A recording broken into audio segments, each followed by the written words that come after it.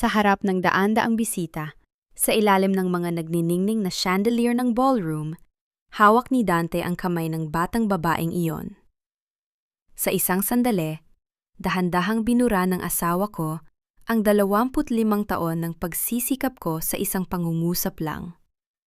Si Celeste ang tunay na utak sa likod ng ating mga pinakasikat na resort projects, lalo na ang lake house. Habang ang asawa ko, si Leona, ay matagal lang hindi maayos ang pag-iisip, kaya minabuti naming magpahinga na siya sa kumpanya para akong binuhusan ng malamig na tubig. Ang baso ng mamahaling alak sa kamay ko ay nayari ng humigpit ang kapit ko rito. Ito ba ang pasasalamat sa lahat ng gabing hindi ako natulog para tapusin ang mga blueprint na siya ang pumirma? Ito ba ang kapalit ng pagtago ko sa anino niya para lang hindi masira ang ego niya bilang lalaki? Dante, anong sinasabi mo?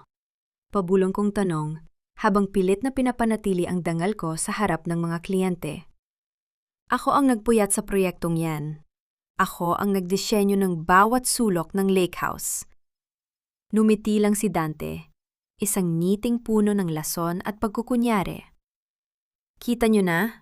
Masyado nang pagod si Leona. Ang paranoia niya ay malala na. Hahakbang sana ako patungo sa entablado para bawiin ang mikropono. Pero isang kamay ang humawak sa braso ko. Ang aking anak. Si Toby. "Mom, please. Huwag dito. Nakakahiya." Bulong ni Toby. Ang boses niya ay puno ng pandidiri sa halip na pagmamahal. "Toby, nagsisinungaling ang papa mo. Alam mong ako ang gumawa ng lahat ng iyon?" Mangiyak-ngiyak kong sabi. Umiling si Toby. Dahan-dahang binitawan ang braso ko na tila ba ako ay isang maruming bagay. "Sinabi ni Papa ang totoo, di ba?" Sabi niya, depressed ka at laging naghahalusinasyon. "Mom, huwag mo nang sirain ang gabi ni Papa. Para sa kumpanya ito. Para sa ating pamilya." Ang salitang binuo ko sa loob ng mahabang panahon ay gumuho sa isang iglap. Ang anak na pinalaki ko sa pagmamahal, ang asawang pinagkatiwalaan ko ng aking talento, silang dalawa ang sabay na nagbaon sa akin sa hukay ng kahihiyan. Hindi ko na hinintay na matapos ang palakpakan para kay Celeste. Tumalikod ako at mabilis na lumabas ng ballroom. Bawat hakbang ko ay tila tinusok ng libu-libong karayom. Sa labas ng hotel, hinubad ko ang aking singsing, ang gintong sumisimbolo sa aking katapatan, at itinapon ito sa gitna ng kalsada. Kung gusto ni Dante ng giyera, ibibigay ko sa kanya. Pero bago ang lahat, kailangan ko ang mga dokumento sa lake house. Ang bahay na iyon ang tanging projektong hindi ko hinayaang hawakan ni Dante, ang orihinal na plano. Mabilis akong nagmaneho patungo sa Laguna. Ang lake house ay ang obra maestra ko, ang lugar kung saan plano naming tumanda ni Dante. Pero nang makarating ako sa harap ng gate, hindi gumana ang remote ko. Pinalitan ng code. Nanginghinig ang mga kamay ko habang pilit na binubuksan ng gate gamit ang lumang susi sa aking bag. Nang sa wakas ay makapasok ako sa loob, tumigil ang mundo ko. Bukas ang mga ilaw. Sa loob ng aking kusina, nakita ko si Celeste. Nakasuot siya ng aking silk robe, ang paborito kong robe na regalo ni Dante noong anibersaryo namin. Hawak niya ang paborito kong tasa ng kape at kampanteng-teng nakaupo sa sofa na ako mismo ang pumili ng tela. "Anong ginagawa mo rito?" Boses ko ay paos sa galit. Tumayo si Celeste, walang bakas ng gulat o takot. Sa halip, mumiti siya ng matamis. "Oh, Leona, akala ko ba ay nasa ospital ka na para magpagaling? Sinabi ni Dante na matagal na kayong hiwalay at ibinigay na niya sa akin ang bahay na ito bilang tanda ng creative partnership namin." "Magnanakaw ka!" Sigaw ko at sumugod ako para bawiin ang robe ko. Pero mabilis siyang umiwas. "Huwag kang mag-eskandalo, Leona." Ang sabi ni Dante, hindi ka lang daw may sakit sa isip, kalyado rin daw ang puso mo. Lahat ng nakikita mo rito, ang bahay na ito, ang kumpanya, pati ang anak mo, hindi na sayo. Dahil sa bawat dokumentong pinirmahan mo nitong nakaraang buwan, ibinigay mo na ang lahat sa kanya. Nanlamig ang buong katawan ko. Naalala ko ang mga gabing dinalhan ako ni Dante ng mga construction permits na kailangan daw pirmahan agad dahil nagmamadali ang contractor. Nagtiwala ako. Pinirmahan ko ang sarili kong kamatayan nang hindi ko nalalaman. Lumabas ka sa bahay ko, bulong ko. Pero tila hangin lang ang sinabi ko. Bahay mo? Tawa ni Celeste.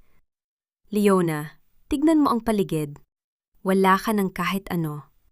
Kahit ang pangalan mo, kinalimutan na ng mundo. Eksaktong pagkatapos niyang sabihin yon, pumasok si Dante sa pintuan. Hindi siya nagulat na makita ako. Lumapit siya kay Celeste at hinalikan nito sa harap ko. Leona, sabi ko naman sa'yo, magpahinga ka na, sabi ni Dante sa malamig na tono. Kung aalis ka ng tahimik, bibigyan kita ng buwanang sustento para sa gamot mo. Pero kung magmamatigas ka, sisiguraduhin kong sa kulungan o sa mental hospital ang bagsak mo. Tumingin ako sa kanila. Ang dalawang taong nagnakaw ng aking buhay. Sa sandaling iyon, ang takot ay napalitan ng isang nagbabagang apoy. Hindi ako magpapatalo. Kung itinayo ko ang imperyong ito mula sa wala, kaya ko rin itong pabagsakin hanggang sa maging abo. Hindi pa tapos ang laban na ito, Dante, sabi ko habang dahan-dahang umaatras. Maaring nakuha niyo ang bahay at ang kumpanya, pero nakalimutan niyo ang isang bagay. Ang utak na nagdisenyo ng lahat na ito ay narito pa rin. At hinding-hindi niyo makukuha ang galing ko. Lumabas ako ng lake house sa gitna ng malakas na ulan.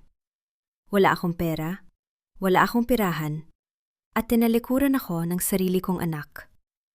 Pero habang naglalakad ako palayo, isang pangalan ang pumasok sa isip ko. Si Renato.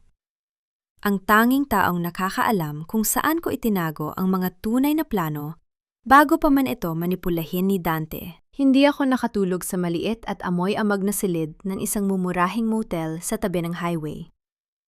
Bawat patak ng ulan sa bubungang lata ay tila paalala ng bawat luhang pilit kong tinitigil. Sa harap ng lumang salamin, tinitigan ko ang aking sarili. Gulo-gulo ang buhok, mugto ang mga mata, at ang mamahaling gown na suot ko kagabi ay punit na at puno ng putik. Hindi ang pagkawala ng kumpanya ang pinakamasakit. Hindi rin ang paglipat ni Celeste sa lake house. Ang pinakamatalim na hibla ng sakit na humihiwa sa puso ko ay ang mukha ni Toby, ang anak ko. Ang kaisa-isang tao na inaasahan kong tatayo sa tabi ko. Pero siya pa ang unang tumulak sa akin sa bangin. Kailangan ko siyang makausap.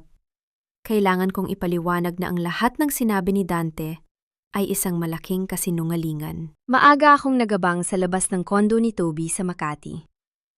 Nang makita ko ang kanyang sasakyan na lumabas sa parking, hinarang ko ito. Mabilis siyang nagpreno at nakita ko ang inis sa kanyang mga mata bago pa man siya bumaba. Mom, ano ba? Papatayin mo ba ang sarili mo? Sigaw ni Toby pagkababa niya. Tignan mo ang itsura mo. Para kang baliw. Ang salitang baliw ay tumama sa akin ng mas masakit pa sa sampal. Toby, makinig ka sa akin. Hindi ako baliw. Ang papa mo, niloko niya ako. Niloko niya tayo. Pinirmahan ko ang mga papeles na yon dahil akala ko ay para sa construction permits. Ginamit niya ang tiwala ko. Bumuntong hinala si Toby at sumandal sa kanyang kotse. Tumingin siya sa akin ng may halong awa at pagod. Mom, stop it! Yan din ang sinabi ni Papa. Sabi niya, gagawa at gagawa ka ng kwento dahil hindi mo matanggap na kailangan mo nang mag-retire. I saw the papers, Mom. Your signature is there. Maliwanag na maliwanag. Toby, please. Maniwala ka sa akin. Ako ang nanay mo. Ako ang nagpalaki sa'yo habang ang papa mo ay laging nasa mga party at meeting. Hindi mo ba naaalala ang mga gabi na tayo lang ang magkasama habang tinatapos ko ang mga plano ko? Hinawakan ko ang braso ni Toby. Umaasang mararamdaman niya ang katotohanan sa aking mga kamay. Pero mabilis niyang binawi ang kanyang braso. Umatras siya. Tila ba natatakot na baka bigla akong maging bayolente? Yun na nga, Mom. Lagi kang magtatrabaho. Sabi ni Papa, baka dahil sa sobrang stress kaya ka nagkaganyan. Sabi ni Toby, ang boses niya ay nanginginig na rin sa emosyon. Alam mo ba kung gaano kahirap para sa akin ang makita kang ganito? Si Papa lang ang nag-aalaga sa danggal ng pamilya natin mayon. Binigyan niya si Celeste ng posisyon dahil kailangan ng kumpanya ng bagong dugo, ng taong matino ang isip. Si Celeste ay kabit ng Papa mo, sigaw ko. Hindi ko na napigilan ang aking galit. Kahit na, at least she's making Papa happy. At least hindi siya laging sumisigaw tungkol sa mga blueprint at legacy, sagot ni Toby. Kinuha niya ang kanyang phone at may ipinakita sa akin. Isang video. Sa video, nakita ko ang sarili ko ilang linggo na ang nakalipas. Mukha akong galit na galit. Nagtatapon ng mga gamit sa opisina, habang si Dante ay mahinahong pilit akong pinapakalma. Pero alam ko ang totoo. Bago pa nagsimula ang video na yon, binura ni Dante ang lahat ng files ko sa computer at tinawag akong walang kwentang arkitekto. Pinukaw niya ang galit ko at saka niya kinuha ang video para ipakita sa anak namin. Manipulated yan, Toby. Pinagalit niya ako. Enough, Mom, please, puton ni Toby. Kumuha siya ng isang sobre sa loob ng kanyang sasakyan at iniabot sa akin. Sabi ni Papa, ibigay ko ito sa'yo kapag hinanap mo ako. Ito ang quitclaim and waiver na pinirmahan mo. At ito, inilabas niya ang isa pang papel. Nanlaki ang mga mata ko. Isang sertipiko mula sa isang psychiatrist. Nakasulat doon na ako ay may early onset dementia at paranoia. Isang peke na dokumento pero mukhang totoo. Dahil sa kondisyon mo, Mom, inilipat ni Papa ang lahat ng asset sa pangalan niya para daw hindi mo mawaldas o maloko ka ng ibang tao. It's for your own good, sabi ni Toby nang may malamig na katiyakan. Napaupo ako sa gilid ng kalsada. Ang mundo ay tila umiikot. Hindi lang pala ang kumpanya at bahay ang kinuha ni Dante. Kinuha niya ang mismong pagkatao ko sa harap ng anak ko. Ginawa niya akong isang biktima ng sarili kong isip. Umalis ka na, Mom. Huwag mo na kaming guluhin sa kumpanya. Sabi ni Papa, kapag lumapit ka pa sa lake house o sa office, mapipilitan siyang tumawag ng pulis at ipadala ka sa mental institution sa Tagaytay. Ayokong mangyari yun sa'yo. Sumakay na si Toby sa kanyang sasakyan at iniwan akong mag-isa sa gitna ng usok at ingay ng Makati. Hawak ko ang mga papeles na nagpapatunay na sa mata ng batas at ng sarili kong anak. Wala na akong halaga. Nanginginig ang buong katawan ko habang binabasa ang bawat salita sa quitclaim. Pero habang tinititigan ko ang aking pirma, may napansin ako. Isang maliit na marka sa gilid ng letra L. Isang smudge ng ink na pamilyar sa akin. Hindi ito pirma mula sa isang legal na dokumento. Ito ang pirma ko mula sa isang logbook ng mga semento na pinirmahan ko sa construction site 2 taon na ang nakalipas. Ginupit at in-okay nila ang pirma ko gamit ang modernong teknolohiya. Isang pag-asa ang sumilip sa dilim. Kung peke ang pirma, may laban ako. Pero kailangan ko ng orihinal na logbook. At alam ko kung sino ang nagtatago noon. Tatayo na sana ako ng isang itim na SUV ang huminto sa harap ko. Bumaba ang isang lalaking nakabarong, may hawak na folder. Mrs. Leona Villanueva? Tanong ng lalaki. Sino ka? I am the legal counsel of Villanueva Architects. I am here to serve you a barangay protection order and a temporary restraining order. Hinihiling ng asawa ninyo at ng inyong anak na huwag kayong lalapit sa loob ng 500 metro sa kahit anong ari-arian ng pamilya o sa opisina. Kapag lumabag kayo, aarestuhin tayo agad. Tumingin ako sa paligid. Ang mga tao sa kalsada ay nagsisimula ng magtinginan. Naririnig ko ang kanilang bulong. Yan yung asawa ni Architect Dante, di ba? Yung nabaliw? Ang kahihiyang ito ay sadyang idinesenya ni Dante para hindi ako makabangon.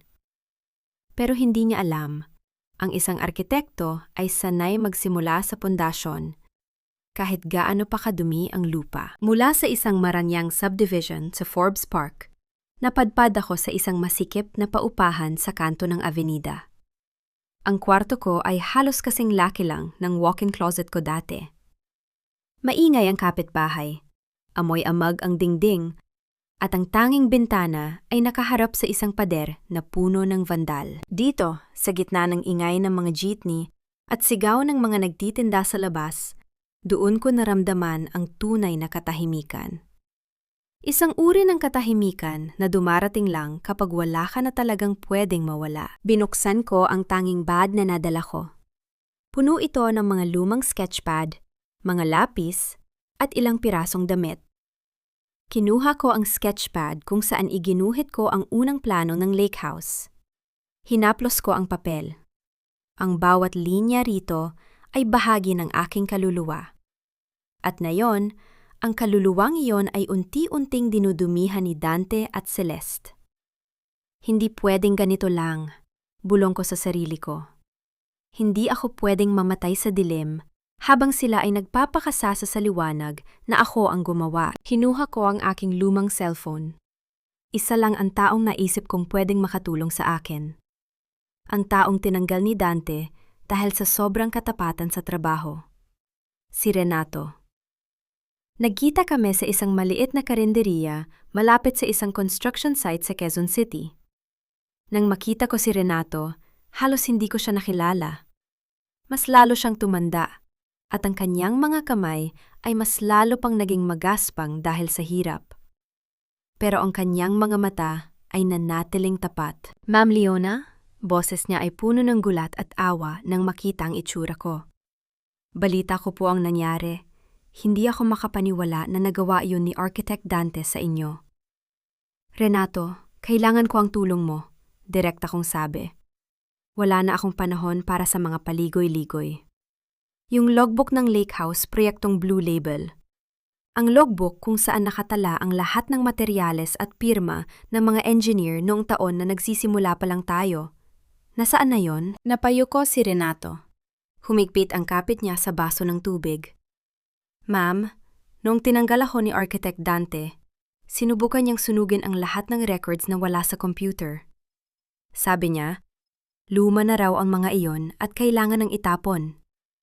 Nanlumo ako. So, wala na?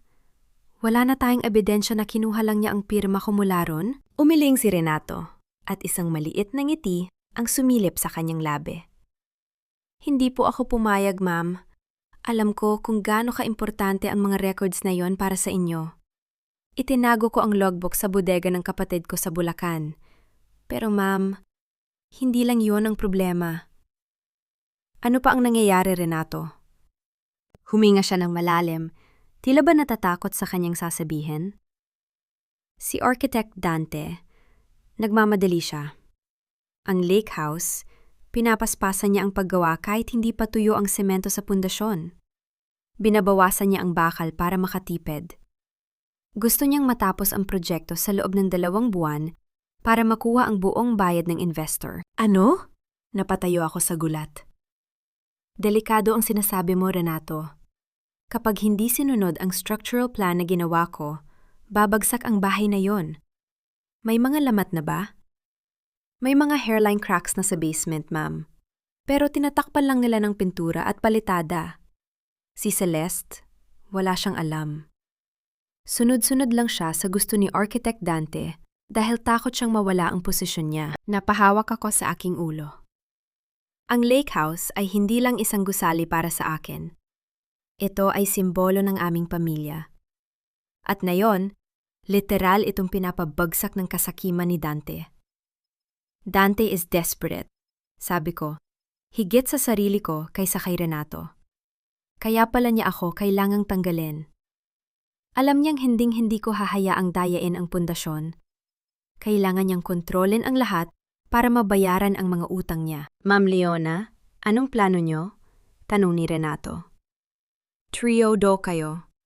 Hindi kayo pwedeng lumapit sa opisina o sa site. Isang tawag lang nila, dadamputin kayo ng pulis. Tiningnan ko si Renato ng diretsyo. Ang apoy sa loob ko na akala ko ay namatay na kagabi ay muling nagliyab. Hindi ako lalapit bilang si Leona Villanueva, sabi ko ng may determinasyon. Lalapit ako bilang ang multo ng nakaraan na kinalimutan nila. Renato, kailangan nating makuha ang logbook na yon. Pero higit pa roon, kailangan nating patunayan sa buong mundo na ang Villanueva Architects ay isang malaking kasinungalingan kung wala ako. Pero ma'am, paano ang anak niyo? Si Toby. Sandaling tumigil ang tibok ng puso ko sa pagbanggit ng pangalan niya. Si Toby, kailangan niyang makita ang katotohanan sa parang hindi niya malilimutan. At kung kailangang gumuho ang lake house para lang magising siya, hahayaan ko.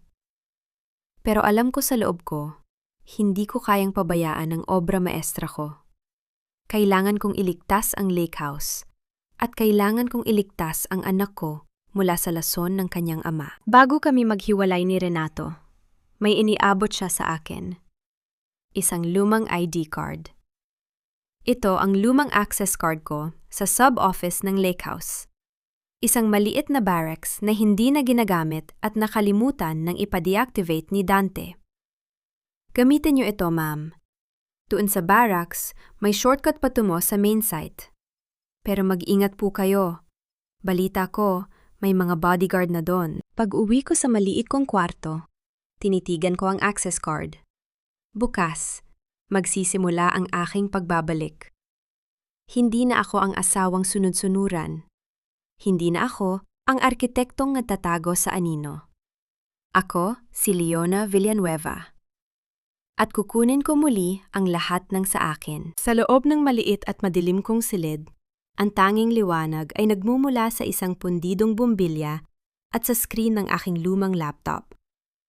Nakalatag sa harap ko ang photocopy ng quitclaim and waiver na ibinigay ni Toby.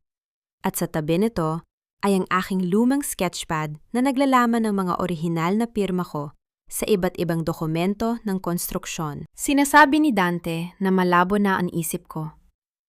Sinasabi niya sa anak namin na hindi ko na alam ang ginagawa ko. Pero habang tinititigan ko ang mga dokumentong ito, mas lalong nagiging malinaw ang lahat. Ang bawat linya, bawat kurba ng aking panulat, ito ang aking pagkakahilanlan. At dito sa papel na ito, nakita ko ang krimen ni Dante. Dito, bulong ko sa sarili ko habang ginagamit ang flashlight ng cellphone para masuri ang dulo ng titik L sa aking pirma. May isang maliit, halos hindi mapansing putol sa tinta. Isang microscopic flaw na dumarating lang kapag ang isang pirma ay kinuha mula sa isang carbon copy. Naalala ko na ang araw na yon, Hunyo 14, 2022. Mainit ang araw at nagmamadali ang truck ng semento sa lake house site. Pinirmahan ko ang logbook ni Renato sa ibabaw ng isang magaspang na plywood. Ang magaspang na texture ng kahoy na iyon ang nag-iwan ng marka sa aking pirma. Ang mismong markang narito sa quitclaim na nilabas ni Dante nitong nakaraang buwan. Ginamit mo ang tiwala ko para magnakaw, Dante. Nanginghinig ang boses ko sa galit. Pinatungan mo ang pirma ko mula sa logbook ng semento para makuha ang buong kumpanya. Hindi ito simpleng paglimot. Ito ay isang planadong pagpatay sa aking karera. Kinuha ko ang aking mga lumang sketches. Hinaplos ko ang mga linyang iginuhit ko gamit ang aking paboritong dalawa, B pencil. Bawat kurba ng bubong ng lake house, bawat anggulo ng bintana na sumasalo sa sikat ng araw sa umaga, lahat ng iyon ay galing sa puso ko. Naalala ko ang sinabi ni Dante nung nagsisimula pa lang kami. Leona, ikaw ang sining, ako ang negosyo. Bagay tayo. Noong una, akala ko ay suporta yon. Ngayon ko lang na-realize na noon pa man, itinuring na niya akong makina na gumagawa ng produktong ibebenta niya. At ngayong, nakuha na niya ang lahat ng disenyo, wala na siyang pakialam kung masira ang makina. Biglang tumunog ang cellphone ko. Isang unregistered number. Ma'am Leona, si Renato ito. Pabulong ang boses niya. Nandito ako sa tapat ng opisina. May nakita akong hindi maganda. Inilalabas nila ang mga lumang cabinet sa main vault nyo. Mukhang itatapon na ang mga files na nandoon. Nanlamig ang sikmura ko. Ano? Nandoon ang mga orihinal kong hand-drawn sketches, Renato? Iyon lang ang tanging patunay na ang konsepto ng lake house ay hindi galing sa computer ni Celeste. Nagpadala si Architect Dante ng junk truck, ma'am. Sabi niya, gagawin na ra itong modern creative lounge ni Celeste ang vault room nyo. Kailangan nyo ng kumilos. Hindi ako pwedeng maghintay hanggang bukas. Ang mga sketches na yon, na may mga petsa, mga marka ng kape, at mga koreksyon na sulat kamay ko, ay ang tanging DNA ng aking trabaho. Kapag nawala ang mga iyon, wala na akong hawak kundi ang salita ko laban sa mga pekeng dokumento ni Dante. Renato, nasaan ang junk truck? Papunta na sila sa tambakan sa Valenzuela, ma'am. Pero may isang box na naiwan dito sa labas. Mukhang nakalimutan sa gilid ng gate. Huwag mong aalisin ang tingin mo sa box na yan, Renato. Papunta na ako. Mabilis akong lumabas ng paupahan. Wala akong sasakyan. Kaya sumakay ako ng jeep at 2 beses na nag-LRT para lang makarating sa Makati. Habang nasa biyahe, tinitignan ko ang mga gusaling na dadaanan ko. Marami sa mga iyon ay may touch ng disenyo ko, pero walang nakakaalam. Ang pangalan ni Dante ang nakaukit sa mga marker, utang na loob. Iyan ang laging isinusumbat ni Dante sa akin, na kung hindi dahil sa kanya, mananatili akong isang hamak na draftsman sa probinsya. Pero ang totoo, kung hindi dahil sa akin, wala siyang maibebentang kahit anong disenyo. Pagdating ko malapit sa Villanueva Architects, nagtago ako sa dilim ng isang puno. Nakita ko ang familiar na glass building. Ang kumpanyang itinayo ko mula sa maliit na mesa sa garahe namin. Nakita ko si Renato sa kanto, tila balisa. Itinuro niya ang isang malaking plastic box na nakalagay sa tabi ng basurahan sa gilid ng service entrance. Yan po, ma'am, pero may guard sa tapat. Huminga ako ng malalim. Renato, kailangan mong guluhin ang atensyon ng guard. Magpanggap kang may itatanong ka tungkol sa parking. Ma'am, baka mahuli kayo. May TRO kayo, remember? Wala na akong pakialam sa TRO, Renato. Wala na silang pwedeng kunin sa akin na hindi pa nila nananakaw. Nang magsimulang makipag-usap si Renato sa guard, mabilis akong gumapang patungo sa box. Mabigat ito. Puno ng mga rolyo ng tracing paper. Binuksan ko ang takip at halos maiyak ako nang makita ang pamilyar na kulay ng aking mga plano. Pero sa gitna ng pagmamadali ko, isang boses ang bumasag sa katahimikan. Architect Leona? Anong ginagawa mo rito sa basurahan? Napatigas ang katawan ko. Lumingon ako at nakita ko si Celeste. Nakasuot siya ng isang eleganteng black dress. Hawak ang isang baso ng mamahaling kape.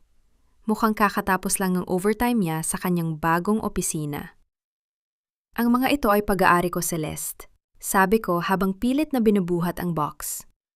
Basura na ito para sa inyo, pero ito ang buhay ko. Ngumiti si Celeste, isang ngiting puno ng pait.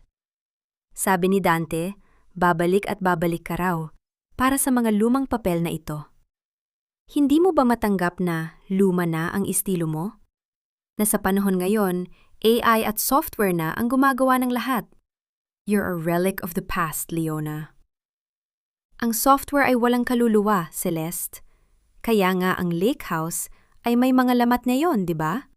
Dahil puro kayo kopya, pero hindi nyo alam ang logic sa likod ng bawat poste. Nakita ko ang saglit na pagkagulat sa mga mata ni Celeste.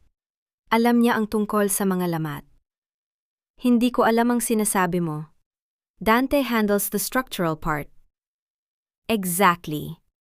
At dahil wala siyang alam sa architecture, pinapatay niya ang proyektong inaakala mong sa iyo, hamon ko sa kanya. Umalis ka na rito, Leona. Kapag tinawag ko ang guard, diretso ka sa presinto. Pero sige, dahil naaawa ako sa iyo, kunin mo na ang mga basurang yan. Tutal, Yan na lang ang natira sa'yo. Hindi ko na sinagot ang pang-iinsulto niya. Bit-bit ang mabigat na box. Naglakad ako palayo ng may taas no. Pagbalik ko sa aking silid, binuksan ko ang box. Sa pinakailalim, may nakita akong isang maliit na itim na USB. Ito ang master key, ang backup ng lahat ng aking files na lihim kong itinago sa loob ng isang lumang blueprint tube. At may isa pang bagay. Isang sulat kamay na note mula sa isang kliyente, pasasalamat para sa lake house, na naka-address sa Lead Architect Leona Villanueva. May petsa ito na isang linggo bago ang anibersaryo. Ngumiti ako sa gitna ng aking mga luha. Dante, Celeste, akala nyo ay natalo nyo na ako dahil nakuha nyo ang gusali at ang pera.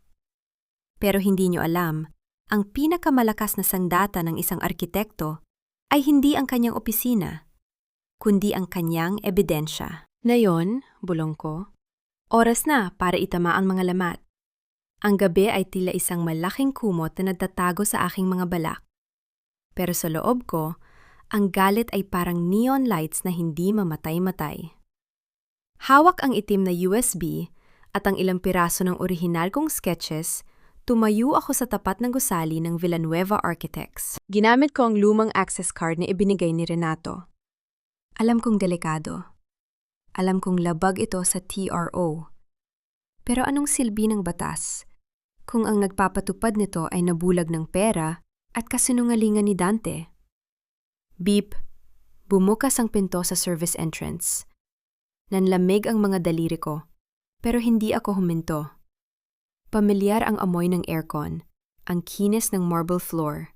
Bawat pulgada ng gusaling ito ay hininga ko ang nagpatayo. Pero ngayon, pakiramdam ko ay isa akong magnanakaw sa sarili kong kaharian. Umakyat ako sa top floor. Sa dating opisina ko na ngayon, ay kinalalagyan na ng pangalan ni Dante at Celeste. Pagbukas ko ng pinto, nakita ko si Dante. Nakaupo siya sa dati kong swivel chair, nakaharap sa malaking bintana na tanaw ang buong Makati. May hawak siyang baso ng whiskey. Sabi ko na nga ba, babalik ka? Malamig na sabi ni Dante nang hindi lumingon. Hindi mo talaga kayang bitawan ang korona mo, Leona. Ang koronang ninakaw mo, Dante, sagot ko. Ibinagsak ko ang box ng sketches sa harap ng kanyang mesa. Blag, dahan-dahan siyang humarap sa akin. Wala akong nakitang pagsisisi sa kanyang mga mata. Tanging pagkabagot at bahagyang aliw. Nandito ka ba para gumawa na naman ng eksena? Tatawag ba ako ng pulis o gusto mong diretsyo na tayo sa Tagaytay Medical Facility? Tignan mo ang mga ito, Dante. Itinuro ko ang mga sketches. Ito ang mga orihinal na plano ng lake house. Ang mga linyang ito ay may mga petsa na mas maaga pa kaysa sa panahong nakilala mo si Celeste. At ang pirma ko rito, ito ang tunay kong pirma. Hindi ang overlay na kinuha mo mula sa logbook ni Renato. Tumawa si Dante, isang tuyot at nakakauring tawa. Leona, Leona, ang ebidensya ay para lang sa mga tao may nakikinig. Sa tingin mo ba, may maniniwala sa isang babaeng may sertipiko ng doktor na nagsasabing hindi na siya lucid? Alam nating dalawa na peke ang sertipikong iyon. Binayaran mo ang doktor. Kahit na. Pagmamalaki niya habang tumatayo at lumalapit sa akin. Ramdam ko ang amoy ng alak at ang aura ng kanyang pagiging arugante. Sa mata ng board, sa mata ng bangko, at higit sa lahat, sa mata ni Toby, ikaw ay isang pasyenteng kailangang gamutin. At ang mga papel na yan? Pwede kong sabihin na ginawa mo lang yan kagabi para siraan ako. Sino ang maniniwala sa'yo? Maniniwala sila kapag nakita nila ang structural flaws ng lake house. Pantako. Renato told me, nililindol na ang pundasyon kahit wala pang lindol. Kapag gumuho ang bahay na yon, Dante, hindi lang kumpanya ang mawawala sa'yo. Makukulong ka sa manslaughter. Sa unang pagkakataon, nakita ko ang paggalaw ng panga ni Dante. Natamaan ko ang kanyang kinatatakutan. Pero mabilis niyang naitago ang emosyon. Ang lake house ay matatapos ng ayon sa plano ni Celeste. At ikaw, lumapit siya ng mas malapit. Halos magkadikit na ang aming mga mukha. Ikaw ay mananahimik na. Kung hindi ka aalis sa lungsod na ito, sisiguraduhin kong sa susunod na makita ka ni Toby, ay nasa likod ka na ng rehas ng isang asylum. Doon ka nababagay, Leona. Sa lugar kung saan ang mga pangarap mo ay mananatiling panag-inip lang. Hinding-hindi ko hahayaang mangyari yon, bulong ko. Ang boses ko ay puno ng pot. Ganoon ba? Kinuha ni Dante ang kaning telpono. Security? May intruder dito sa opisina ko. Si Leona Villanueva. Oo, dali niyo ang mga pulis. Dante, hayop ka! Umalis ka na habang may oras ka pa, Leona. Takbo! Gaya ng ginagawa ng mga taong nawawala na sa sarili. Mabilis akong lumabas ng opisina, dalang USB na hindi niya napansin sa bulsa ko. Pero bago ako makarating sa elevator, nakita ko ang isang figura sa anino ng hallway. Si Celeste. Nakatayo siya roon, hawak ang isang folder. Ang kanyang muka ay maputla. Hindi ko alam kung gaano katagal na siya roon o kung anong narinig niya. Pero nang magtagpo ang aming mga mata, nakita ko ang isang bagay na hindi ko inaasahan. Hindi galit, kundi pagdududa. Architect Leona, mahinang tawag niya. Huwag kang mag-alala, Celeste. Sabi ko habang naglalakad palayo. Kapag gumuho ang lake house, ikaw ang huling sisisihin ni Dante. Ganyan siya magmahal. Gagamitin ka niya hanggang sa maging kasing dumi ka na ng mga blueprint na pinipilit niyang ipasa sa'yo. Hindi sumagot si Celeste. Nanatili siyang nakatayo roon habang naririnig ko ang yabag ng mga security guard na paparating. Mabilis akong bumaba gamit ang fire exit. Hingal na hingal ako nang makarating sa kalsada, malayo sa mga gwardiya. Tumingala ako sa gusali. Ang ilaw sa opisina ni Dante ay nakabukas pa rin. Akala ni Dante ay natakot niya ako. Akala niya ay sapat na ang mga banta niya para sumuko ako. Pero hindi niya alam, ang pagpunta ko roon ay hindi lang para harapin siya. Ito ay para kumpirmahin ang isang bagay. Dante is scared. Natatakot siyang mabunyag ang katotohanan tungkol sa lake house. At ang pagdududa sa mga mata ni Celeste? Iyon ang unang lamat sa pader na itinayo niya sa paligid ko. Kinuha ko ang USB sa bulsa ko. Hindi lang ito files, Dante, bulong ko sa dilim. Ito ang magiging mitsa ng pagbagsak mo. Pero bago ako makalayo, isang sasakyan ang huminto sa tapat ko. Bumukas ang bintana. Si Renato. Ma'am, sakay na! May mga pulis na sa kanto. Habang mabilis kaming lumalayo sa Makati, naramdaman ko ang bigat ng laban. Pero sa gitna ng takot, may isang kakaibang pakiramdam ng tagumpay. Dahil sa gabing ito, sa unang pagkakataon pagkatapos ng mahabang panahon, hindi ako umiyak. Dahil ang mga reyna ay hindi umiiyak sa harap ng mga magnanakaw. Naghahanda sila para sa susunod na hakbang. Sa loob ng isang maliit na garahe sa Bulacan, kung saan pansamantalang nakatago ang mga gamit ni Renato, magkatabi kaming nakaupo sa harap ng isang lumang computer monitor. Isinaksa ko ang itim na USB, ang huling piraso ng aking danggal. Nang bumukas ang mga files, tila bumalik ang lahat ng sakit. Ang mga orihinal na kalkulasyon para sa lake house, ang mga structural computation na ginawa ko kasama ang yumaong si Architect Santos, ang aking mentor. Tignan mo ito, Renato. Itinuro ko ang screen. Ang orihinal na lalim ng mga pundasyon ay dapat 20 metro. Pero tignan mo ang binagong plano na inaprubahan ni Dante nitong nakaraang buwan. Sumilip si Renato. Ang kanyang mukha ay naging seryoso. Naging 15 metro na lang, ma'am. At ang bakal, nabawasan din ng halos 30%. Gusto niyang makatipid ng milyon-milyon para mabayaran ang utang niya sa kasino at sa mga private lenders, paliwanag ko, habang nanginginig ang aking daliri sa mouse. Ang lake house ay itinayo sa malapit sa fault line at sa malambot na lupa sa tabi ng lawa. Ang bawat kilo ng bakal na tinanggal niya ay katumbas ng buhay ng mga taong titira doon. Sa sandaling iyon, isang malakas na kulog ang bumasag sa katahimikan ng gabi. Nagsimulang pumatak ang ulan sa bubungang lata ng garahe. Isang typical na hapon sa Pilipinas. Pero para sa akin, ito ay tunog ng paparating na sakuna. Ma'am, may balita ako, sabi ni Renato habang nakatingin sa kanyang cellphone. Magpapagawa ng malaking party si Architect Dante sa Lake House bukas ng gabi. Para daw sa pre-inauguration gala. Nandoon ang lahat ng big-time investors, mga politiko at nandoon din daw si Sir Toby. Nanlamig ang puso ko. Si Toby? Bakit kailangang nandoon ang anak ko? Gagamitin daw ni Dante si Sir Toby para ipakita sa mga investor na stable ang pamilya at ang kumpanya. At ma'am, balita ko, ibibigay na raw ni Dante ang susi ng bahay kay Celeste sa harap ng lahat, bilang simbolo ng bagong era ng kumpanya. Napahawak ako sa mesa. Ang Lake House ay hindi lang isang disenyo. Ito ay isang bitag. Sa dami ng taong dadalo at sa lakas ng ulan na ito na posibleng magpalambot sa lupa sa paligid ng lawa, ang mga hairline cracks na sinasabi ni Renato ay posibleng maging malalaking biyak. Dante is playing with fire, bulong ko, and he's using our son as a shield. Anong gagawin natin, ma'am?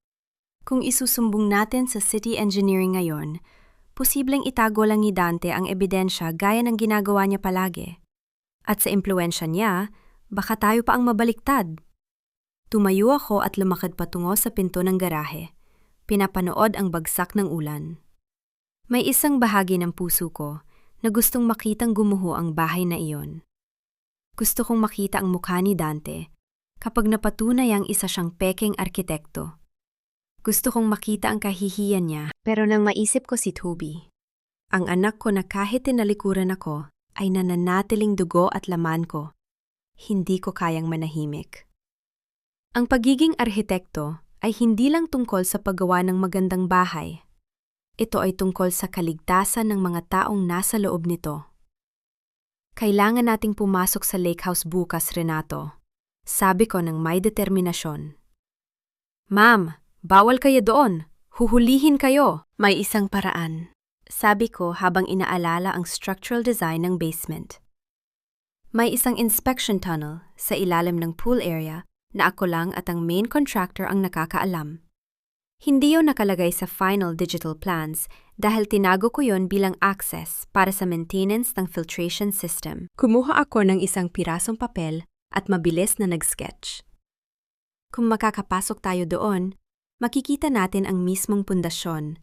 At kung makukuha ko ang video ng mga lamat sa ilalim habang nagaganap ang party sa itaas, wala nang takas si Dante. Pero delikado, ma'am. Kung gumuho ang bahay habang nandoon kayo sa ilalim, mas gusto ko pang mamatay na sinusubukang iligtas ang obra maestra ko at ang anak ko, kaysa mabuhay na pinapanood ang isang mamamatay tao na nagtatago sa likod ng pangalan ko. Eksaktong pagkatapos kong sabihin iyon, kumidlat ng malakas. Tila sumasang-ayon sa aking desisyon. Ang bawat patak ng ulan ay tila countdown para sa gabi ng bukas. Sa kabilang banda, sa Lake House, nakatayo si Celeste sa gitna ng malawak na living room. Nakatingin siya sa isang painting na bahagyang tumabingi. Lumapit siya para ituwid ito, pero may napansin siya sa likod ng frame. Isang mahaba at manipis na lamat sa pader. Isang lamat na tila isang sugat na unti-unting bumubuka. Hinaplos niya ang lamat at naramdaman niya ang malamig na hangin na lumalabas mula rito. Ang kanyang puso ay nagsimulang tumibok ng mabilis. Naalala niya ang mga salita ni Leona. Ang lake house ay may mga lamat. Dahil puro kayo kopya sa sandaling iyon, ang karangyaan ng bahay ay tila naging isang kulungan. At si Celeste, sa unang pagkakataon, ay natakot ang bawat patak ng ulan sa labas ng lake house ay tila ba mga hampas ng martilyo sa aking dibdib habang gumagapang kami ni Renato sa masikip at madilim na maintenance tunnel. Amoy lupa, amoy kalawang, at amoy panganib. Pero wala akong pakialam. Ang bawat lamat sa pader na nadadaanan namin ay tila ba sumisigaw ng katotohanang pilit ibinabaon ni Dante. Nang makarating kami sa dulo ng tunnel, dahan-dahan kong itinulak ang maliit na bakal na pinto patungo sa basement. Pagpasok namin, tumigil ang mundo ko. Doon, sa ilalim ng mga nagniningning na chandelier at marangyang party na nagaganap sa itaas, ay ang tunay na mukha ng kasalanan ni Dante. Ang mga poste ay may malalalim na biyak. Ang tubig mula sa lawa ay unti-unti nang nanunuot sa mga pundasyon. Ma'am, tignan nyo. Bulong ni Renato, itinuturo ang isang pangunahing poste. Ang semento ay naglalagas na. Inilalantad ang mga manipis at kinalawang na bakal. Hindi ito tatagal kung magpapatuloy ang ulan at ang bigat ng mga tao sa itaas. Kunin mo ang video, Renato. Bawat anggulo, bawat biyak, utos ko. Habang ginagawa ni Renato ang kanyang trabaho, narinig ko ang mahihinang yabag mula sa hagdan. Mabilis akong nagtago sa likod ng isang malaking air conditioning unit. Nakita ko si Celeste. Hindi siya ang kampanteng babaeng nakita ko nitong mga nakaraang araw. Ang kanyang muka ay puno ng takot. Hawak ang isang flashlight habang tinitignan ang mga lamat sa pader ng basement. Lumabas ako sa dilim. Hindi sapat ang pintura para itago ang mga sugat na yan, Celeste. Halos mapatalon sa gulat si Celeste. Nabitawan niya ang kanyang flashlight. Leona, paano ka nakapasok dito? Tatawag ako ng security. Sige, tumawag ka. Hamon ko habang dahan-dahang lumalapit sa kanya. Tumawag ka para makita rin nila ang kamatayan na naghihintay sa kanilang lahat sa itaas. Tignan mo ang posting ito, Celeste. Ikaw ang pumirma sa huling inspection report nito, di ba? Alam mo bang kapag gumuho ito, ikaw ang unang makukulong dahil sa negligence? Nanginginig ang mga kamay ni Celeste. Sinabi ni Dante, sinabi niya na minor settlement lang ito, na normal lang ito sa mga bagong bahay. Sinabi niya yon dahil wala siyang alam sa physics. Sinabi niya yon dahil mas mahalaga sa kanyang pera kaysa sa buhay mo. Sigaw ko, ang boses ko ay puno ng otoridad na tanging isang tunay na arkitekto lang ang meron. Ginamit kanya, Celeste, tulad ng paggamit niya sa akin sa loob ng 25 taon. Ako, ninakawan niya ng dangal. Ikaw, gagawin niyang panakibutas sa krimen niya. Napaupo si Celeste sa isang sako ng semento, umiiyak. Hindi ko ginusto ito, Leona. Akala ko mahal niya ako. Akala ko, ito ang pagkakataon kong makilala bilang isang arkitekto. Hindi ka makikilala bilang arkitekto sa isang libing, Celeste. Malamig kong sabi. Bakit ka pa rin nananatili sa kanya? Sa talino mo, alam kong nakikita mo ang mali. Tumingala si Celeste. Ang kanyang mga mata ay puno ng pait. Hindi ako makakaalis. May hawak siyang video. Isang video na sisira sa pamilya ko at sa reputasyon ko. Pinilit niya akong pirmahan ang mga substandard na materyales kapalit ng katahimikan niya. I'm trapped, Leona. Gaya mo, wala rin akong takas. Isang saglit na katahimikan ang namayani sa pagitan namin dalawa. Dalawang babaeng pinag-away ng isang lalaki, pero parehong biktima ng iisang kasakiman. Ang galit ko kay Celeste ay unti-unting napalitan ng isang mas malalim na damdamin. Pang-unawa. Hindi ka trapped kung sisirain natin ang kulungan, Celeste. Sabi ko, iniabot ang kamay ko sa kanya. Tulungan mo akong iligtas ang mga tao sa itaas. Tulungan mo akong iligtas si Toby. Kapalit niyon, sisiguraduhin kong hindi ka madadamay sa pagbagsak ni Dante. May mga ebidensya ako na siya ang nag-utos ng lahat ng ito. Tinitigan ni Celeste ang kamay ko. Sa itaas, narinig namin ang malakas na tawanan at ang tugtog ng piano. Pero sa ilalim, narinig namin ang isang nakakatakot na tunog. Ang tunog ng semento na unti-unting nabubura. Crack! May video siya sa safe sa study room, bulong ni Celeste habang tinatanggap ang kamay ko. At ang mga tunay na resibo ng mga substandard na bakal, nandoon din sa loob ng folder na may label na personal. Dante doesn't trust the cloud. Gusto niya ay laging nasa tabi niya ang mga alas niya. Salamat, Celeste, sabi ko. Leona, tawag niya bago ako bumalik sa tunnel. Bakit mo ginagawa ito? Pwede mo naman kaming hayaang gumuho rito at panoorin ang pagbagsak namin. Ngumiti ako ng mapait. Dahil binuo ko ang bahay na ito para sa pagmamahal, hindi para sa kamatayan. At dahil hindi ako si Dante, ako ay isang arkitekto. At ang tungkulin ko ay bumuo, hindi manira. Paalis na sana kami nang biglang bumukas ang pinto sa itaas ng hagdan. Ang maliwanag na ilaw ay tumama sa amin. Celeste, sinong kausap mo riyan? Boses iyon ni Dante. At kasunod niya, narinig ko ang boses na pinakakinatatakutan kong marinig sa ganitong sitwasyon. Papa, may naririnig akong kakaibang tunog sa ilalim ng sahig, sabi ni Toby. Napatigil ako. Ang anak ko ay nasa itaas lang ng mga biyak na poste. Ang panganib ay hindi na lang tungkol sa ebidensya.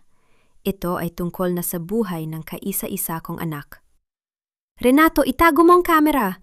Celeste, pigilan mo sila! Pabulong kong utos bago ako muling sumisid sa dilim ng maintenance tunnel. Habang gumagapang ako palayo, narinig ko ang boses ni Dante na papalapit sa kinalalagyan ni Celeste.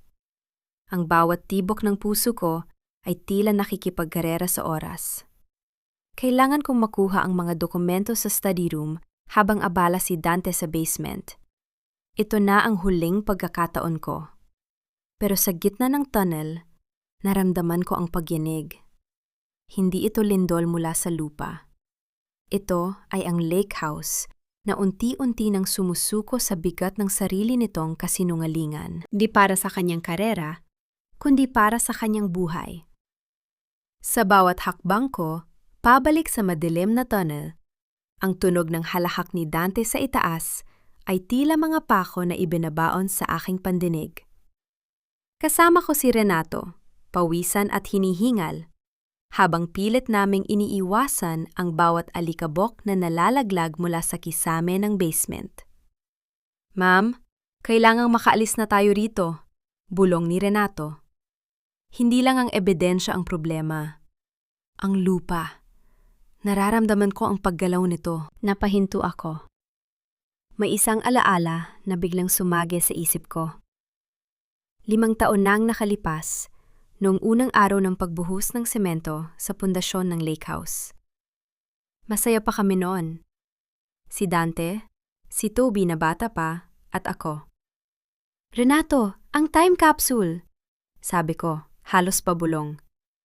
Ano po yun, ma'am? Nung groundbreaking, naglagay ako ng isang lead box sa ilalim ng main pillar sa foyer. Nandun ang original na blueprint na may pirma nating lahat. Ang tunay na plano na hindi pa nadodoktor. May kasama ring litrato namin at mga sulat. Itinago ko yon sa ilalim ng cornerstone bago nila ibuhos ang huling layer ng semento. Nanlaki ang mga mata ni Renato. Kung nandoon yon, ma'am, yun ang pinakamabigat na ebidensya. Hindi pwedeng sabihin ni Dante na gawa-gawa lang ang mga papel na hawak natin na yon dahil nandoon ang pirma niya sa mismong araw ng paggawa. Pero may isang malaking problema.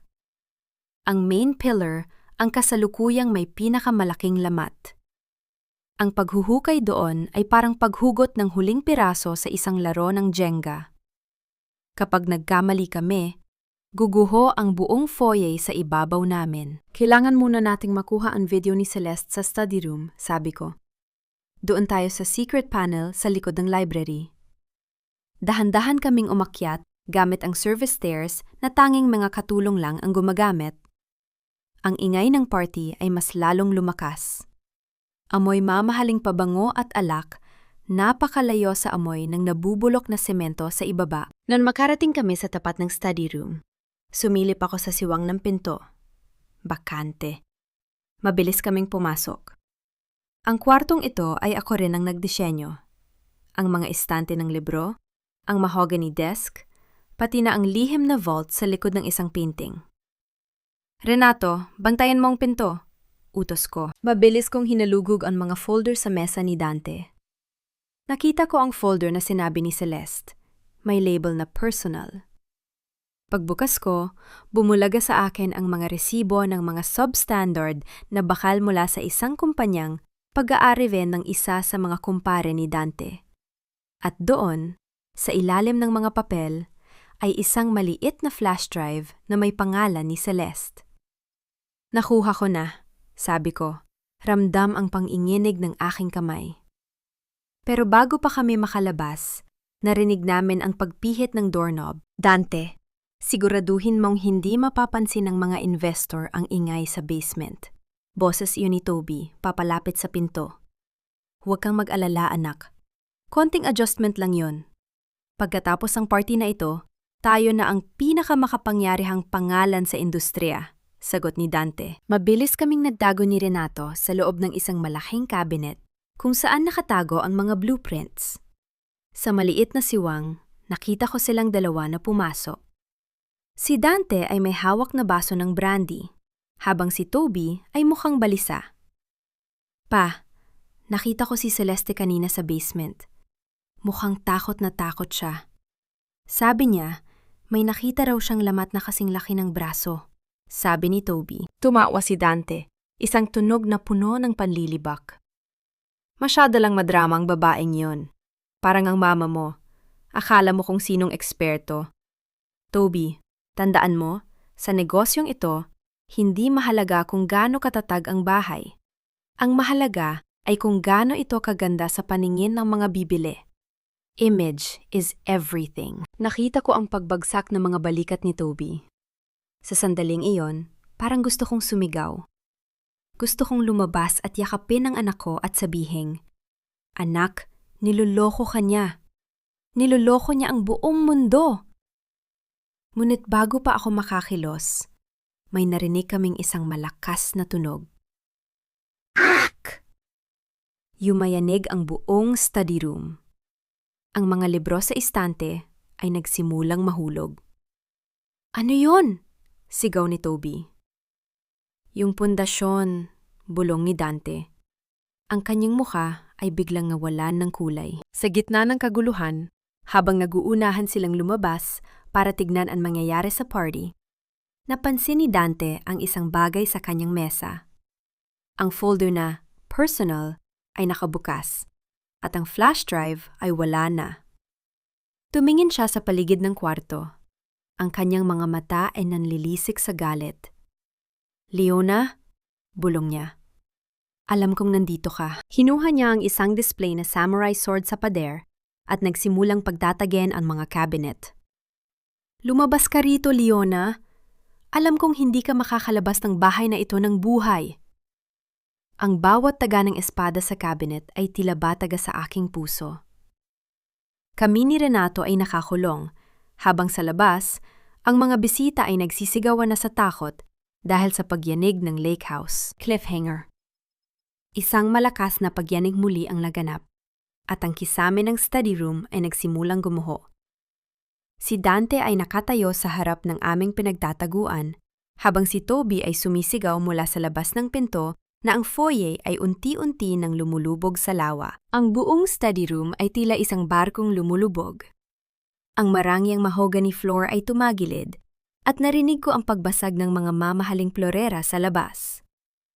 Sa bawat taga ni Dante sa cabinet, ang kahoy ay nagkakalasog-lasog.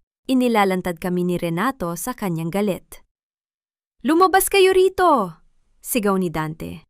Ang kanyang mga mata ay nanlilisik, hindi na isang respetadong arkitekto, kundi isang baliw na nawalan ng kontrol. Eksaktong sa huling taga niya, isang malaking bahagi ng kisame ang bumigay. Isang semento at bakal na biga ang bumagsak sa pagitan namin at ni Dante. Ang alikabok ay bumalot sa paligid, dahilan para magkaroon kami ng pagkakataong lumabas mula sa wasak na cabinet. "Ma'am, dito!" Hila sa akin ni Renato patungo sa kabilang pinto. Nakita ko si Dante na nakadapa, bahagyang naipit ang binti sa mga debris, pero pilit pa ring inaabot ang samurai sword. "Leona, ang flash drive! Ibalik mo sa akin!" "Mamatay ka na lang sa kasakiman mo, Dante!" Sigaw ko habang tumatakbo kami palabas patungo sa foyer. Pagdating namin sa itaas ng hagdan, ang eksena ay parang isang pelikula ng sakuna. Ang mga bisitang kanina lang ay nagtatawanan ay nagkakagulo na sa paglabas. Ang malawak na glass wall na nakaharap sa lawa ay may malalaking lamat. at ang tubig ay nagsisimulang pumasok sa ilalim ng pinto. Toby! Sigaw ko nang makita ko ang anak ko sa gitna ng foyer. Sinusubukan niyang tulungan ang isang matandang investor na nadapa. Mom? Nanlaki ang mga mata ni Toby. Anong ginagawa mo rito? Sabi ni Papa. Niloko ka niya, Toby. Ang bahay na ito ay babagsak na. Kailangan nating lumabas ngayon din. Biglang isang malakas na tunog ng pagpunit ng semento ang yumanig sa buong paligid. Ang malaking poste sa gitna, ang main pillar kung saan nakatago ang time capsule, ay nagsimulang maghiwalay mula sa kisame. Dahil sa paglubog ng lupa sa ilalim, ang cornerstone ay literal na bumubuka. Inilalantad ang tanso at semento sa loob nito. Renato, ayun! Turo ko sa lamat ng poste. Nakita ko ang gilid ng isang metal box, ang time capsule. Ma'am, masyadong delikado. Guguho na ang foyer. Pigil ni Renato. Nandun ang katotohanan, Renato. Hindi pwedeng hayaan nating malunod ang ebidensya sa putik ng lawa. Binitawan ko ang kamay ni Toby at sumugod ako sa gitna ng naglalaglagang tipak ng semento. Ginamit ko ang aking mga kamay, hindi alintana ang sugat at kuko na nababali, para hukayin ang metal box mula sa cornerstone na unti-unti nang nilalamon ng tubig. Mom, bumalik ka rito! Sigaw ni Toby.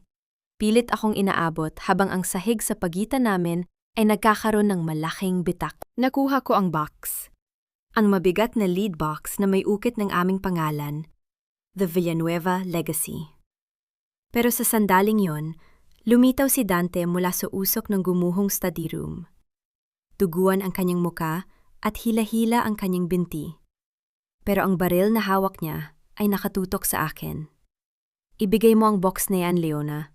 Hingal na, sabi ni Dante. Yan ang huling alas ko. Hindi mo sisirain ang lahat ng pinaghirapan ko. Pinaghirapan? Tumawa ako ng may pait habang yakap ang box. Hinakaw mo ang bawat linya nito, Dante. At na yon, papatayin mo rin ba ang sarili mong anak para lang maitago ang baho mo? Tumingin si Dante kay Toby na nakatayo malapit sa akin. May saglit na pag-aalinlangan sa kanyang mga mata, pero ang kadiliman ng kanyang ambisyon ay mas malakas. Toby, lumapit ka rito. Ang mama mo ay baliw na. Gusto niyang sirain ang kinabukasan mo. Pa? Gumuho ang boses ni Toby.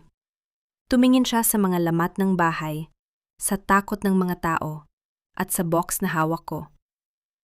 Nakita ko ang basement pa. Nakita ko ang mga lamat. Bakit mo kami pinagsisinungalingan? Toby, yon ay para sa pamilya. Hindi! Sigaw ni Toby. Para sa iyo lang yon! Isang malakas na pag-atungal ng lupa ang narinig. Ang kalahati ng foyer ay tuluyan ng bumigay at nahulog sa lawa. Napakapit ako sa natitirang bahagi ng poste habang si Dante ay nawalan ng balanse. Toby, tulungan mo ako! Sigaw ni Dante habang dahan-dahang nadudulas patungo sa bangin ng gumuhong sahig. Tumakbo si Toby, hindi para kunin ang box, kundi para abutin ang kamay ng kanyang ama. Pero sa bigat ni Dante at sa dulas ng basang semento, pareho silang nanganganib na mahulog. Nasa harap ko ang dalawang pagpipilian. Gamitin ang pagkakataon para tumakas dalang ebidensyang magpapabagsak kay Dante o bitawan ang box para tulungan ang anak ko na iligtas ang taong sumira sa buhay ko. Ang tubig ng lawa ay kasing lamig ng kamatayan at ang lake house ay patuloy na naglalaho sa dilim. Ang bawat segundong lumilipas ay tila tunog ng isang bombang malapit ng sumabog. Ang sahig ng foyer ay umuungol. Ang mga bakal ay nagkakalasog-lasog sa ilalim ng bigat ng aming mga kasalanan at pangarap. Nakita ko ang takot sa mga mata ni Toby habang pilit niyang hinahawakan ang madulas na kamay ni Dante. Mom! Tulong! Sigaw ni Toby. Nasa kamay ko ang time capsule. Ang tanging ebidensya na magpapalaya sa akin at magpapabagsak kay Dante. Kung bibitawan ko ito para tumulong, maaaring tangayin ito ng tubig ng lawa na bumubuhos na sa loob ng bahay. Ngunit nang makita ko ang panginginig ng mga bisig ni Toby, hindi na ako nag-isip. Renato, kunin mo ang box! Sigaw ko sabay hagis ng metal box patungo sa matatag na bahagi ng sahig kung nasaan si Renato. Sumubsob ako sa gilid ng gumuhong semento at hinawakan ang kabilang braso ni Toby. Huwag kang bibitiw, anak! Hawakan mo ako! Sa tulong ko, unti-unti naming naiangat si Dante. Ngunit nang makatapak na si Dante sa semento, sa halip na yakapin ang anak na nagligtas sa kanya, ang una niyang tiningnan ay si Renato na hawak ang metal box. Ibigay mo sa akin yan! Sigaw ni Dante. Susugod sana siya kay Renato, pero humarang si Toby. Tama na pa! Sigaw ni Toby. Ang boses niya ay basag sa sakit. Muntik na tayong mamatay. Muntik mo na akong mahila sa hukay. Pero ang iniisip mo pa rin ay ang mga papel na yan? Para sa'yo ang lahat ng ito, Toby. Para sa kinabukasan mo. Giit ni Dante. Pilit pa ring inaabot ang baril na nahulog sa tabi. Hindi! Ang boses ko ay umalingaw-ngaw sa gitna ng ingay ng bumabagsak na ulan at semento. Hindi ito para kay Toby, Dante. Ito ay para sa ego mo. Para sa utang mo. Para sa kasinungalingang itinayo mo sa loob ng 25 taon. Eksaktong sa sandaling yon, ang mga ilaw ng sasakyan ng pulis at ambulansya ay tumama sa malaking glass wall na wasak na. Pumasok ang mga rescue team kasama si Celeste. Ang mukha ni Celeste ay puno ng luha, ngunit ang kanyang mga mata ay may determinasyong hindi ko nakita noon. Dante Villanueva, tapos na ang palabas mo, sabi ni Celeste. Itinaas niya ang kanyang cellphone at ang flash drive na nakuha namin sa study room. Nandito ang lahat. Ang video kung saan inamin mo ang pag-substandard sa lake house, ang mga banta mo sa akin, at ang katotohanang si Leona ang utak ng bawat tagumpay na ipinagmalaki mo. You traitor! Sigaw ni Dante. Susugod sana siya kay Celeste, pero hinarang siya ng mga pulis. Wait! Sigaw ko sa mga rescuers na susubok pumasok sa loob ng gumigibang bahay. Huwag kayo gadaan sa gitna! Ang main beam sa foyer ay wala ng suporta.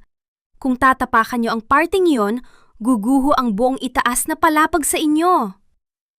Napatigil ang mga rescuers. Tumingin sila kay Dante, pero ang master architect ay nakayuko lang at hindi makapagsalita. Paano namin kayo mailalabas? Tanong ng pinuno ng rescue team. Mabilis na gumana ang utak ko. Sa gitna ng pang-anib, ang pagiging arkitekto ko ang nanghibabaw. Sa ilalim ng hagdan, may mga concealed steel supports doon na idinisenyo ko para sa emergency load distribution. Doon kayo dumaan, isa-isa lang.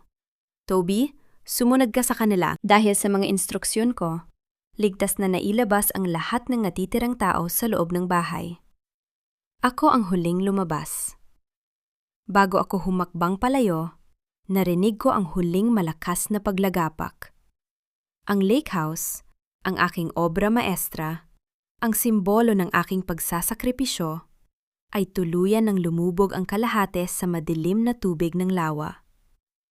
Sa labas, sa gitna ng ulan at nagiiyak ang mga tao, binuksan ni Renato ang time capsule sa harap ng mga pulis at ng mga natitirang board members na nandoon. Inilabas niya ang orihinal na blueprints. Ang papel ay may petsa, may selyo, at ang pinakaimportante, ang pirma namin ni Dante sa araw ng groundbreaking. Nakita ng lahat ang pagkakaiba ng orihinal na plano sa palpak na konstruksyong ginawa ni Dante. Tumingin si Toby sa akin, pagkatapos ay sa kanyang ama, na ngayon ay pinapustasan na ng posas. Ang katotohanan ay tila isang malakas na sampal na nagpagising sa kanya. I'm sorry, Mom. Bulong ni Toby. Lumapit siya sa akin at niyakap ako ng mahigpit. I'm so sorry. Nabulag ako. Pinaniwala niya ako na ikaw ang masama. Inaplos ko ang buhok ng anak ko. Ang mahalaga, Toby, gising ka na at ligtas ka. Tumingin ako kay Dante habang isinasakay siya sa patrol car. Wala na ang kanyang tindig. Wala na ang kanyang kapangyarihan. Siya ay isa na lamang matandang lalaking pilit na nagtago sa likod ng talino ng iba. At ngayon, ang lahat ng iyon ay anod na ng tubig. Napansin ko si Renato na nakatayo sa tabi ko. Basang-basa rin ng ulan, pero may ngiti ng tagumpay. Iniabot niya sa akin ang isang lumang litrato na galing sa loob ng box. Litrato ko noong bata pa ako. Hawak ang aking unang T-square. Arkitekto Leona Villanueva, sabi ni Renato nang may buong paggalang. Sa wakas, nakuha mo na ang lisensya mo. Hindi sa papel, kundi sa harap ng buong. Humakalipas ang ilang araw. Ang sikat ng araw sa Manila ay tila may dalang bagong pag-asa. Malayo sa madilim at mapanirang ulan noong gabing gumuho ang lake house. Nakatayo ako sa harap ng salamin ng aking bagong opisina. Isang maliit, ngunit maliwanag na studio na itinayo ko sa tulong ni Renato at ng ilang mga dating kliyente na nanatiling tapat sa akin matapos malaman ang katotohanan. Nayon ang araw ng huling pagdinig para sa kaso ni Dante. Pagdating ko sa presinto para sa formal na paghahain ng huling ebidensya, nakita ko si Dante sa likod ng rehas. Wala na ang kanyang mamahaling suit. Suot na niya ang kulay kahel na t-shirt ng mga bilanggo. Ang kanyang buhok ay gulo-gulo at ang kanyang mga mata ay wala nang ningning ng kayabangan. Lumapit ako sa rehas. Hindi para manumbat, kundi para bigyan ang sarili ko ng tuldok. Leona, tawag niya, ang boses niya ay paos at nanghihina. Tulungan mo ako. Kausapin mo si Toby. Sabihin mo sa kanya na iurong ang testimonya niya. Hindi ko tatagal sa loob nito, Leona. Alam mo yan? Tinitigan ko siya ng matagal. Alam mo, Dante, nung gabing gumuho ang lake house, inisip ko kung bakit hindi mo man lang ako tinulungan nung ako ang nalulunod sa mga kasinungalingan mo. Pero na-realize ko, hindi mo kayang tumulong sa iba dahil ikaw mismo ay nalulunod sa sarili mong ambisyon. Ginawa ko lang ang kailangan para sa kumpanya. Sigaw niya, pilit pa ring nagmamaktol. Hindi, Dante. Ginawa mo yon para sa sarili mo. At ang kumpanya niyang sinasabi mo? Wala na yon. Ang board of directors ay nagdesisyon ng buwagin ang Villanueva Architects. Ang lahat ng assets ay isinailalim sa liquidation para pambayad sa mga biktima ng substandard na proyekto mo. At ang lisensya mo, binalita na sa akin ng PRC. Permanenteng kanselado na ito. Napaupo si Dante sa sahig ng selda. Ang kanyang mga kamay ay nanginginig. Ang kanyang kinatatakutang public hiya ay dumating na sa pinakamalalang paraan. Ang pangalang pinakaiingatan niya ay naging simbolo na ng pandaraya sa buong bansa. Hindi ako ang nagbagsak sa iyo, Dante. Huling sabi ko bago tumalikod. Ang sarili mong pundasyon ang gumuho dahil wala itong katotohanan. Sa labas ng presinto, naghihintay si Celeste. Mukha siyang pagod, pero kalmado. Inabot niya sa akin ang ilang mga dokumento. Ito ang huling listahan ng mga supplier na kinausap ni Dante, sabi ni Celeste. Gagamitin ko rin ito sa testimonya ko bukas. Handa na akong harapin ang suspensyon ng lisensya ko, Leona. Kasalanan ko rin na hinayaan kong mabulag ako ng pangako niya. Salamat, Celeste, sabi ko. Hindi madali ang ginagawa mo, pero ito ang simula ng pagbawi mo sa sarili mong pangalan. Sabi ni Toby, magtatayo ka raw ng foundation? Tanong niya. Ngumiti ako. Isang training center para sa mga kabataang babaeng arhitekto. Gusto kong turuan sila na ang tunay na disenyo ay nagsisimula sa integridad, hindi lang sa ganda ng drawing. Kung gusto mong tumulong kapag natapos na ang kaso mo, bukas ang pinto ko. Bahagyang ngumiti si Celeste, ang unang tunay na ngiti na nakita ko sa kanya. Salamat, Architect Leona. Pag-uwi ko sa Laguna, hindi ako pumunta sa gumuhong lake house. Pumunta ako sa isang maliit na lote sa tapat nito, kung saan tanaw ang kalmado ng lawa. Doon, nakita ko si Toby na naglilinis ng mga debris. Mom! Tumakbo si Toby at niyakap ako. Nakausap ko na ang abogado. Sigurado na ang kulong ni Papa. Pero Mom, ano nang plano natin sa lupang ito? Tiningnan ko ang lawa. Ang tubig ay tila sumasalamin sa langit. Hindi na natin itatayo muli ang bahay na iyon bilang isang tirahan, Toby. Sabi ko habang inilalabas ang isang bagong blueprint. Gagawa tayo rito ng isang Eco Park and Learning Center, isang lugar na bukas sa lahat. Ang mga poste nito ay gawa sa matitibay na materyales at ang disenyo ay hango sa kalikasan. Walang lihim, walang daya. And the name, Mom? Kinuha ni Renato ang isang kahoy na marker na kakagawa lang niya. Ipinako niya ito sa harap ng lote. Nakasulat doon sa malalaking letra, The Leona Villanueva Center. Strength in Truth. Bagay na bagay, Ma'am, sabi ni Renato ng may pagmamalaki. Sa gabing yon, habang nakaupo kami ni Toby at Renato sa harap ng isang simpleng hapunan, naramdaman ko ang tunay na kapayapaan. Wala na ang mamahaling chandelier. Wala na ang mga plastic na ngiti ng mga investors. Ang meron lang ay ang tunay na pamilya na nabuo mula sa mga pagsubok. Hindi ko na kailangang magtago sa anino ng iba. Hindi ko na kailangang bawasan ang sarili ko para lang magkasya sa mundo ng isang lalaking hindi ako kayang pahalagahan. Ako si Leona Villanueva, isang arkitekto, isang ina, at isang babaeng may matatag na pundasyon. At sa unang pagkakataon sa aking buhay, alam ko na ang bawat lingang iguguhit ko mula ngayon ay hindi na mabubura ng kahit anong ulan. Dahil ang mga bahay na itinayo sa katotohanan ay hinding-hindi guguho. Ndo.